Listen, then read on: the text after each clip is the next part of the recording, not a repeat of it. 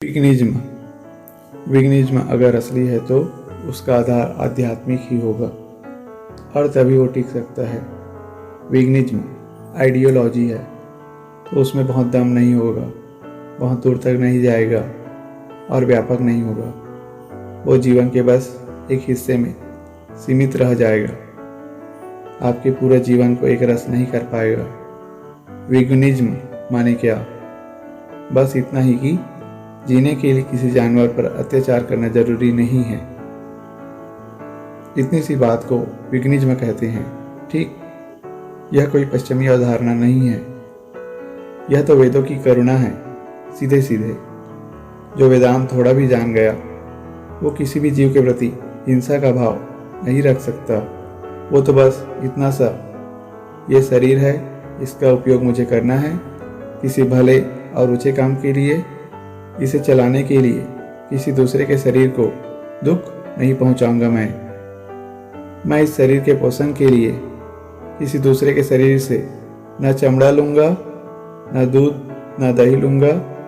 मांस और खून लेने तो सवाल ही क्या है।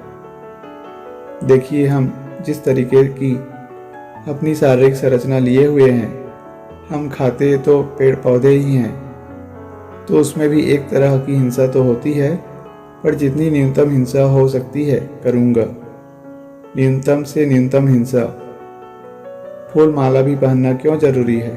क्यों फूल तोड़ रहे हो? ठीक है, फूल 2 ही दिन का है, पर 2 दिन उसको जी लेने दो। क्यों उसकी जान ले रहे हो? ये फूल माला पहनने में क्या है? वो विघ्निज्म आत्मा से उठने वाली चीज है और उसकी परिधि में पूरा जीवन आता है, आहार भर नहीं। आहार उसका एक हिस्सा होता है, छोटा। आहार उसका हिस्सा है, उसमें सब कुछ आ जाएगा। उदाहरण के लिए, आप वीगन बने बैठे हैं, लेकिन आपने 4 संतानें पैदा कर दी।